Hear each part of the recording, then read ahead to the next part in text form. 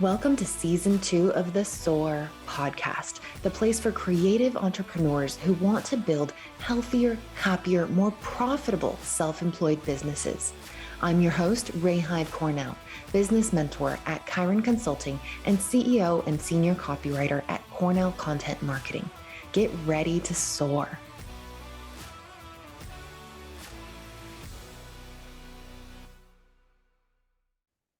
Welcome to the SOAR podcast. On our episode today, we have Nicole Bandes. Nicole, tell our listeners about your business and what it is that you do. Hi, thank you so much for having me on. I'm so happy to be here today. My company is Virtual A-Team, and we are a little bit of a unique agency in that we're not a marketing agency or, that type of thing. What we are is an online business manager and virtual services agency. So we offer our clients the ability to take all of those things off of their plate without having to manage the team that's doing it all. One of the biggest challenges that we've always found with our clients is that they want to delegate, but they don't know how to find and hire and train and manage all of the people that are on the team that they want to build.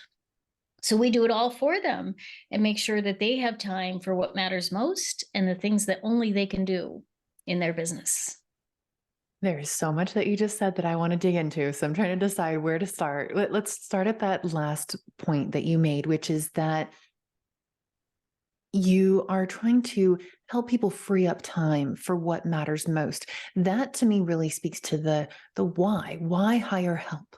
And what are the signal flags that someone is ready for something like this? Because not only are we talking about, on the surface, we're talking about adding an additional cost in your business of bringing in help, but that's an oversimplification of what it really does to your business dynamic. Tell me about that. Like, when do you know that someone is ready for your services?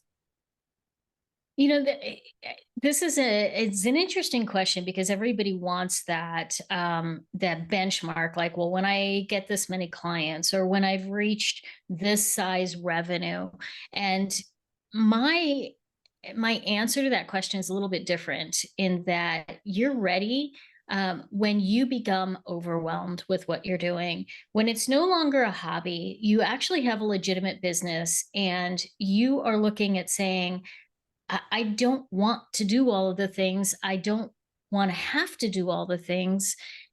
And if this is not what I got into business for, I didn't get into business so that I could work 90 or 120 hours a week when I only have 167 hours a week. I want to do something a little bit more strategic. And that's when you're ready. It's when you feel that overwhelm pressing down on you, like, I can't do this. That's when you're really ready. It's not the number of clients you have or the amount of revenue you have. It's that internal feeling of needing and wanting more and knowing that you don't have the capacity to do it anymore. Yeah, I completely agree with you. And I think back to when I hired my first VA, and I was in that exact situation that you're describing where I was so overwhelmed because there were things like invoicing and bookkeeping and just little task management things and, finding images for the blogs I was writing for my clients and all of these little things that I was so behind on all of the little details that I couldn't do the things that were actually billable to my clients. And so I hit a ceiling on how much I could earn because of how much time I had in the day, which at that time, I think I was putting like 12 to 14 hours a day into my business, and nobody should be doing that. And so when you're looking at that sort of equation of the finances, the revenue, the number of clients, the how many hours you have in the day, oftentimes I tell my mentees, you're going to have to hire someone before you're financially ready, because it's only after you have that help that you will be freed up to bring in more clients or do more work that generates more revenue to cover the cost of that person. Is that kind of the order of operations that you tend to find with your clients as well? Yeah, I mean, definitely, we don't want somebody to go into debt to work with No. us. By no means is that the ideal situation, but there are going to be times when you can dramatically increase your revenue by outsourcing some of the things that are not income generating, so that you can spend more time on those income generating tasks. If you can look at your day and say, my gosh, if I didn't have to do the bookkeeping, if I didn't have to do the research for all of this stuff, if I didn't have Mm. to do that, and I didn't have to do this other thing over there, I could spend more time working directly with my clients or bringing in more clients, having those client conversations, then that is absolutely 100% a legitimate place to be. Even if the revenue isn't quite there, you have the system and the process and the concepts in place to bring in more revenue if you can free up more of your time. Yeah. And, you mentioned research. I was like, oh, I completely forgot about the research side of things and how much time that takes, especially when you're a writer or a social media manager and you're doing market research. What are some of the things that often surprise your clients that they can delegate to you and your team? Because I feel like, especially for those of us who have never hired someone in our businesses before, we tend to have this kind of control freak, like nobody can do it like I do it. I'm the only one who knows how to do this. It's all in my head. I don't have anything documented anywhere. So where would I even begin to get someone helping me in the business? What are some of the things that you help your clients with that they may not even realize that they were able to ask for help on those things? Yeah, this is a great question. It gets a little bit into the conversation around different levels of services that you can hire out for. Virtual A Team, we do a lot of business management for our clients, which means they don't necessarily have to come to us with the specific processes in place.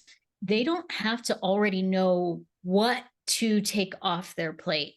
A lot of times, when you're hiring a virtual assistant, you're going to want to know exactly how something should be done in order to hand it to them. You're going to want to know what you want to hand to them, because they're not going to be the person that's going to say, oh, all right, well, let's take a big holistic picture of your business and figure out what we can take off your plate for you. Instead, they're going to be, hey, give me some work and I'll get it done for you. Tell me Yeah. how to do it. But with Virtual A Team, I think one of the things that our clients are most surprised at is that they don't have to have that list already set up. They Mhm. don't have to have the standard operating procedures already set up. We can do all of those things for them. We can go in and evaluate all of the different things that are going on.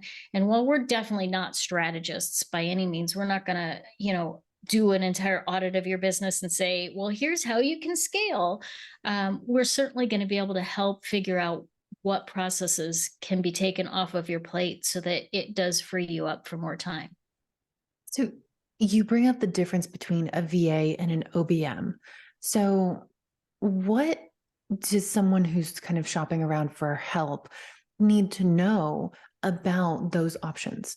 How does someone know, okay, I'm ready for a VA like I was back in the day? I mean, I don't think I was really ready for an OBM. And I'm trying to think of why I feel that way. It's probably because I was very loosey goosey. I mean, I had projects all over the place. I was very just go with the flow, and I didn't have any structure or funnels or systems or anything like that. Is that kind of what you find? Or is there something else that people can use to figure out if they're ready for VA help or OBM help? A VA is going to be more of that individual when you really do know specifically what you want to take off your plate, and it's an individual project or task, and you can hand off this and you can hand that off that. An OBM really is going to help you when you're in that sort of loosey goosey stage. They're going to, and you can say, oh my gosh, I don't want to be in this loosey goosey Mhm. stage anymore. I want to have some structure in my business. I want to have somebody that's going to create the processes and the systems. I want to have somebody that's going to be able to manage the projects, not just the tasks. Hmm. That's one of the big differences. Let's just take social media, for example. You can have a social media manager or you can have a social media VA. A VA is going to handle the posting for all of the content that you've created. They might create the graphics for you. But if you want somebody that's going to kind of take the big picture and look at it and say, okay, we're going to have this person do the graphics and this person get the posting done, and then we're going to have this review done at the end of the month to see how everything's done. You need to take it up a level. A VA generally is not going to. That being said, there are gems out there and they can be found, but they are a rarity to be able to find Yeah. the VA who can do more of the project management. So when you want to hand off an entire project, uh, a lot of our clients, they know they need to be on social media or they know they need a website redesign, but they don't know where to start with that. They're like, Mm. I wouldn't even know what questions to ask. That's when a great OBM can really step in for you and manage that project and the entire kind of all of the moving parts. I equate it a lot to the VA being like the burger flipper at a McDonald's or a Burger King, and the OBM is more like the franchise owner who's Mm. coordinating different locations and managing, doing all the hiring, and figuring out all of the moving parts and all of the steps involved. I'm sure for some people listening to this, they're going, oh my God, that sounds amazing. Like I could just let someone into the door of my business and then they can take over and see what needs done and see what steps need to happen in what order and then delegate those tasks. That seems like a dream come true. But what does that look like in practice? Like, what are we talking about in terms of cost? And I know whenever we're looking at hiring someone, there's going to be a wide range of hourly rates versus package rates versus retainer rates. But what can someone expect to pay for a VA compared to an OBM? Yeah, that's a great question, and yes, there are a lot of variables involved here. VAs, they're traditionally on an hourly rate, not on a package or a retainer rate, and they can be, all over the world. You can get very inexpensive VAs from the Philippines for $10 an hour, or you can get US VA based VAs for $20 an hour kind of range. The difference being Filipino, they might have different customs and Mm. traditions. They're working on different hours. Uh, they might not understand or grasp the English language quite. They can speak fluent English, but there's still certain um, phrases or Just nuances. English is nuances to the tricky. English language that they're not going to pick up, or just quirky phrases that we might say. Grab the dog by the ears, and they're like, what the heck does that mean? so Yeah. so there are some challenges with working at that lower expense, but there's a lot of huge benefits as well. So Mhm. you can get some amazingly talented people for a significantly reduced cost. um, and it's about knowing what your needs and specifications are. When you get up to the OBM level, you're more traditionally looking at somebody that's going to be US based, or in the same country that you are if you're not US based, North America, if you happen to be in Canada, that kind of thing. Uh, and they're going to have a little bit more of that overall holistic business sense. They're generally going to work more on a retainer package. So they're going to say, here's the number of hours that you get in a given month. And I'm not really tracking those specifically, but this is kind of a general range. And here's what we can usually accomplish within that range.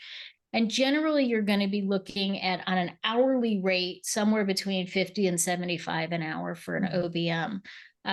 So, it's definitely higher than what you would pay for a VA, but they come with a much broader skill sense that is not always easy to find in a VA level individual.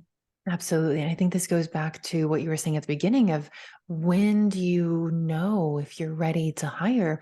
And it's probably when you're feeling overwhelmed and bogged down in the management of your business and you're working so much in your business that you're not working on your business.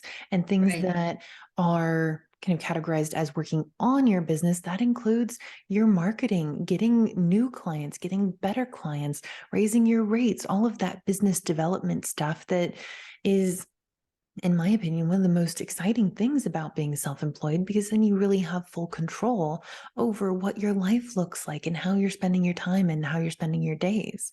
So it gives you more of that freedom.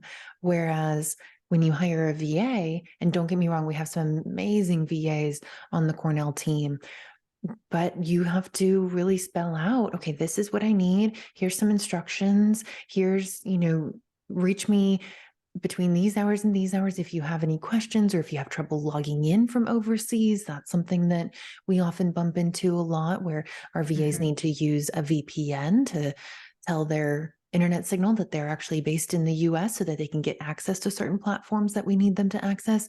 And it takes a lot of time and energy to manage a team member like that. So I don't want people to get scared off by that jump in price. We're talking about $10 to $20 per hour for VAs, all the way up to $50 to $75 an hour for OBMs. But the amount of stress and management and really being responsible for someone else, that all really goes down when you're working with an OBM, which frees you up to do those things that you initially got into business to do in the first place. Right. And, I'm a firm believer that most businesses that fail within that first 5 years, which is sort of that point that they say, 5 years and most businesses have failed. A lot of that's not necessarily because they couldn't get to a point where they were successful. It's because they were so overwhelmed with, like, oh man, I am a great massage therapist, or I am a great social media person, but when it comes to business, that's not my area of expertise. I don't know how to run a business. I don't know how to manage a business. And I don't want to do all of those things, but I still want to have my own business. Well, an online business manager can solve a lot of those headaches for you and still allow you to have that freedom in your life. I generally work less than 20 hours a week because that's what I want to do. And I was, I travel. I have a trip coming up. I don't know when this is going to air, but I'll be on the road for 70 days this summer. Oh my God. And I'll probably be working, less than 5 hours a week during that Wow. period of time, so I do still check in periodically, but frankly, I'm in an RV in national parks and a lot of times I don't have any access to internet. So Yeah. it's sort of a self-imposed, downtime. But businesses, I think they fail because they get so wrapped up in all of the things that they have to do to build and grow their business that are not in their zone of expertise. They're not in their zone of genius. And they really don't want to have to be doing those things. I hate bookkeeping. If I had to do bookkeeping all the time in my own business, I'd be like, you know what? Let me go find a job somewhere. Yes, So, exactly. And I think that's when people start to fall out of love with their businesses, because the yes. thing that they got excited about and started their business to do, they're no longer doing that because they have to do all the running of the business and checking all the boxes and making the IRS happy and all of those things that really we did not get into business to do that. And that's where having support really can be a game changer in terms of your quality of life, as well as your earning potential, your quality of the work that you're putting out. There's just so many factors that are involved. So we are going to take a super short commercial break and we'll be right back. Hey, Ray here. Ever wish this whole creative self-employment thing was easier? Like, wouldn't it be nice if there was, I don't know, a step-by-step guide for building a successful freelance business? You know where I'm going with this, right? That guide does exist. Back in the day, when I first started out hustling and side gigging, I wish I had a roadmap to fast track my way to self-employed success. So I made one for you. No matter where you are in business, I guarantee you this guide can help you get to the next stage faster, and the next, and the next. Whether you're still deciding if ditching the W-2 is right for you, or if you're struggling with your pricing, business formation, client acquisition, sales, or even health insurance, this guide has everything you need. Get your free copy of the complete guide to building a successful freelance business at chironconsulting.us/guide. We are back with Nicole Bandes. So Nicole, now I will be totally honest with our listeners. I have had some bad experiences with hiring VAs and OBMs in the past. And actually, VAs, for the most part, I've been pretty solid with. I've had some really great VAs. I can't really remember any super negative experiences hiring a VA, but I did have one really bad experience hiring an OBM. I was at that point that you're describing where I had a VA in my business. I had a couple of contract writers. I had a designer. I had a small team, and I was still overwhelmed. I was drowning. It was taking me forever to do sales calls and proposals and do the copywriting and do the marketing and do all the delegation, all the things. And I met this woman who that's exactly what she did. She did OBM services, and she goes, okay, this is what I would suggest for you. I'm going to come in. We're going to get you set up in, what was it? She wanted to do like ClickUp or something like that was the project management tool. And we had been using Asana, and there were all these things that she was going to do. And it was going to cost me like $3,500 a month or something like that. And after 3.5 months, none of it was done. None of it. And so I turned to one of my VAs and I was like, look, I am at my wit's end. I am drowning. Can you please get us set up and ClickUp? She had it done in 2 weeks. And so, I look back on that with still a little bit of bitterness that you can probably hear in my voice, but at the same time, it was really a learning experience for me because I realized there are, unfortunately, people out there who promise things and then don't deliver. So, and I'm sure you've run into this as well, and you're protecting your clients from that. So what are your tips for looking out for red flags? Like, what are the things that you suggest someone look for or ask when they're trying to find a VA or OBM to help them in their business? Yeah, this is a fabulous question because one of the reasons that I created some of the benefits that Virtual A Team has is to overcome some of these. I mean, we guarantee that you're going to be happy with your team, and that all of the boxes are going to get checked. And I stand. I mean, this is my business, and I stand behind it. So, we have overcome a lot of those challenges, like the ghosting VAs. What happens when they just disappear? And all of those things. But some of the things that you can do, one is to start the hiring process way before you think you're going to need it, because then you're hiring slow. The worst thing that you can do is be in that place where you're like overwhelmed and you just need to hire somebody 3 days ago, because somebody's going to come along and they're going to say, hey, I can help you with that. And you're going to be like, oh, okay, great. Let me hire you. And you've done no due diligence with this individual whatsoever. You're just taking them as being the holy grail that they can do what it is that they're saying. So hire well before you think you're going to need it. Make sure that you're really super clear about what it is that you're looking to accomplish. In that, you want to know, here's the tasks that I'm going to have outlined. And if it's more of the OBM where you're like, I don't know yet, then be specific about that. Have something of a job description in your head. Ideally, you'll have it written down, but come on, we're busy people. It's not always We're all a overwhelmed. That's the realistic thing. point, right? But if you can have that concept, then you know what you're looking for in that. And one of the biggest things that I teach is delegate, don't abdicate. One of the biggest mistakes that we make when we get into business and we're starting to hire people is we think, oh my gosh, okay, they can do this. Now I'm gone. Like if I assign a project, I have regular check-ins with that individual. I check in even if they're not responding to me so that I can pick up on those red flags early in the process, and I can either there's an old saying, hire slow, fire fast. So as soon as you start seeing those red flags, you want to be aware of them before something is like 3 months into the project. And you can look at that and really make sure that they are being onboarded properly. You're teaching them the things about your business that are prioritized for you, not for them, that they have those clear expectations. They understand, your values, your mission, all of that good stuff. And you're staying on top of it to make sure that the deliverables are executed in the way that you expect them to be executed. So often we bring on a new client and they're like, okay, here you go. They puke everything on us and then they leave us to clean up the mess.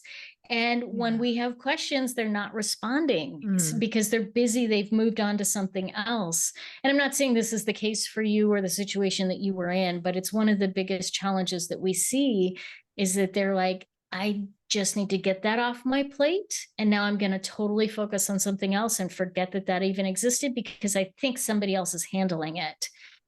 But just like when you start a new job at any other company, if they just throw you to the wolves, you're like, I don't even know where the bathroom is, let alone how am I supposed to find these files and this and that and the other. So make sure that you are really clear about that job, that you take the time to do the reviews and the due diligence before you hire. And I mean, you can use assessments and tools and look at their reviews because most of the time, if you're hiring a VA or an OBM, they're going to be an independent contractor, not an employee. So look at their previous reviews of how they're working with other clients. Obviously, reviews are only going to show you the best ones, though. So take all of that with a grain of salt, but look for those individuals that have the don't hire somebody simply because they are really super outgoing and friendly on the conversation. You don't need a best friend. You need somebody that's going to do a great job in your business. And sometimes that person is not the one that comes across the best in the interview. So those are some things, that you can kind of look for and pay attention to. And hopefully that helps to alleviate some of those challenges. I think those are great points. And I'll just add to that saying, where I was in my business at the time when I hired the woman who I ended up not being very happy with, I was desperate. I was drowning and I was just in a please somebody help me sort of situation. And so I didn't do my due diligence. And I think later on, I learned that I was like her second or third client. And she didn't really have that much experience. She had a lot of promises and she talked really well, but she didn't have the experience under her belt that I needed. And so I love that you say hire slow and fire fast, because that's really something that we've implemented over the years on both the Cornell and Chiron sides, where we give our new team members a trial period. And sometimes that's 1 month, sometimes it's 2 months, depending on how active they're going to be in the business. So for example, VAs, we pretty much have them doing stuff every day. So they get a 1 month period, whereas bloggers, we go through content creation cycles. So they need about 2 months to really have enough time to do enough projects for us to evaluate them properly. And that just sets the expectation that, hey, we're going to do this on a trial basis. And it's not because we don't trust you, but we want to see if everybody enjoys working together. Maybe you're the one who actually wants to fire me. Who knows? Let's find out, and let's not commit to 6 months or a year to start with. Let's just do a trial. And then if at the end of that, we enjoy working together and we want to continue, then we can renew for 6 months or 12 months or something to that effect.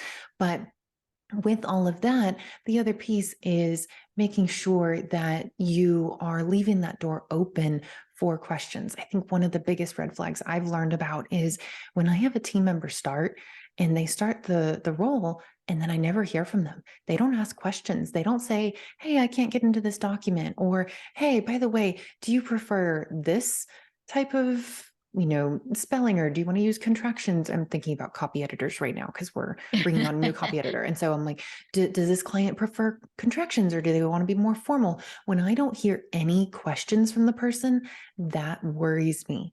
And so whether you're going out to get a VA or OBM role and you're like, oh, I don't want to ask questions because I don't want the client to think that I don't know what I'm doing, and you want to kind of put up this tough front, you have to keep those lines of communication open, because just like you said, even if you're starting a regular traditional job, I don't even know where the bathroom is. Where's the break room? Like, just do people take lunches at noon or 1, or what goes on Or here? whenever I feel like it. Right. You have to learn the new environment that you're in. And so having someone come in to your business, that can be we create our businesses as extensions of ourselves. And it can be a very intimate thing to work with someone on this level when you are your business is you, it's your brainchild. How do you suggest that someone go about finding that person who maybe you don't have to be best friends, but you are going to actually enjoy working together for 10 to 40 hours per week, depending on the role? Yeah. Yeah. I'm going to answer that question. But first, I want to kind of go back to the asking questions, Yeah. and say it's not enough to tell them it's okay to ask me questions. You have to really, because especially with certain cultures like Filipino VAs, it is not in their culture to ask questions. So rather than just saying, ask me anything that you need to ask me, you have to go to them and say, what questions do you have? Hmm. Not, do you have any questions? Because they'll say no. What questions do you have opens that door so that they actually start to ask questions, and then reward them and encourage them to, when they are asking those questions, because initially they're going to be really shy about it. And like, I felt silly about that. And you'll be like, no, oh my gosh, thank you so much for asking that question. I can't believe I forgot to share that information with you. Yes. Um, we don't know what's in our own heads. We have to get them to pull it out of us by asking those questions. Yeah. So this is a really big issue here to work on, is how you incentivize and encourage them to ask those questions. Excellent point. Okay. Yes. So how do we find the individuals?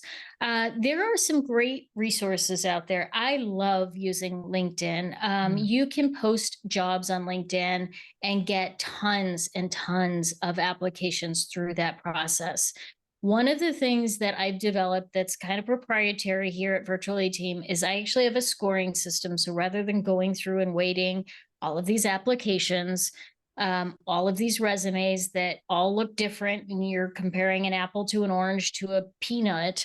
I have a scoring system so that they fill out an application and it automatically scores them Mm. for me. And so it takes me out of that and saying, oh, this one's pretty. It's on purple paper. Yes. Purple's my favorite color. So come up with something that gives you a way to evaluate everybody equally. If it's, here's the skills that I know that I want them to have. And so if it mentions that on the resume, they get 1 point for that skill and they get 2 points for that skill. LinkedIn's a great place. There's tons of groups on Facebook for VAs that you can post job requests in. But don't be afraid to reach out to people in your own email list. Frankly, you can Mm. send out a request that says, hey, I'm looking for somebody, and give a very clear job description. If you know somebody who's looking for some part-time work, especially if you're willing to do a little bit of training with them, they don't need to be like a high level quality expert. You can, send that out to your email list and see who in your circle knows somebody. It doesn't have to be them on the email list, but just who they know is a great way to get some referrals as well. That's a great idea. And that's also another option, is to ask your colleagues. If you're a designer and you often work with a writer and you guys collaborate, ask that writer if he or she knows anybody who does VA or OBM services. Ask your fellow designers, ask your friends who are also freelancing. We tend to kind of find each other and stick together when we are in this self-employed world. Ask them, because oftentimes I find that the hardest part of hiring is vetting that person and knowing if you can trust them and form a good relationship with them. And if someone comes pre-recommended, like I was recently hiring for an executive assistant role, and my friend Emma actually recommended someone to me, and she knows me so well that she knows, okay, this person is going to be a great match for Ray's personality, or, oh, I don't think these two would actually get along. And so it kind of takes that part out of it for you if you can get a good referral. And I also love your scoring mechanism. I don't do something nearly that quantified and technical, but I do, and I'll just tell you guys, because if you go to the Cornell website and you try to apply for any of our jobs, you're going to see this question on the application. What we do is I have a question at the very bottom of the application that says, what does it say? What is the final cherry on top? And in parentheses, it says, hint, look at our website.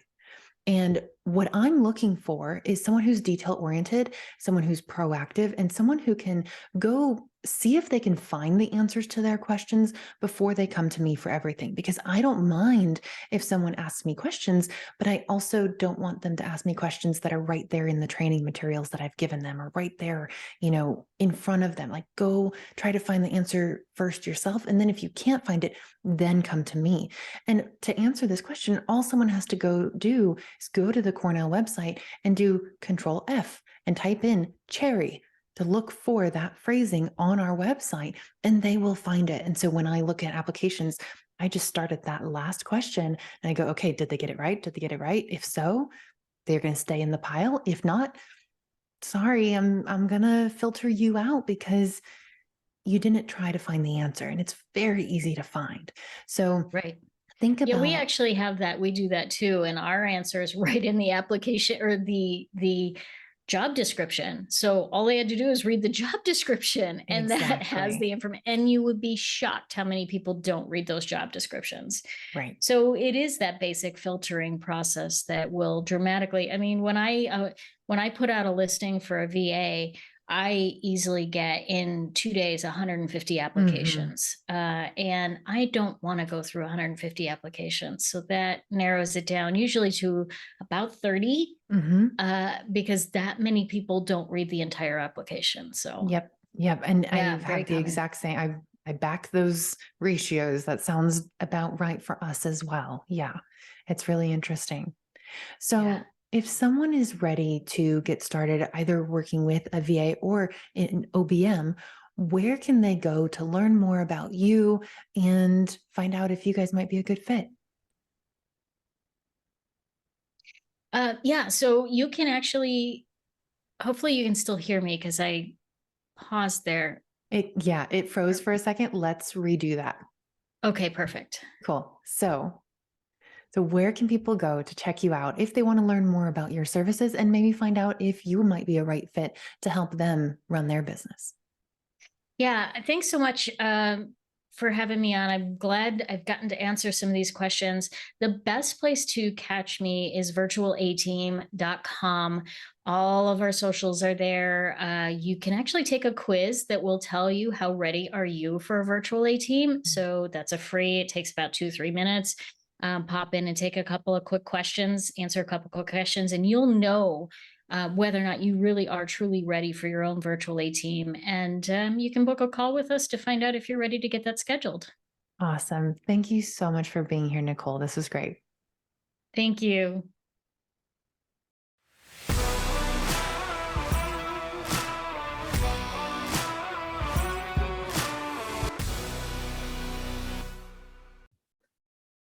Hey, Ray here again. Thanks for listening. If you liked this episode, please subscribe and rate us in your favorite podcasting platform. Want to be a guest on the show or know someone who has an amazing story of entrepreneurship? Apply on our website at chironconsulting.us/podcast.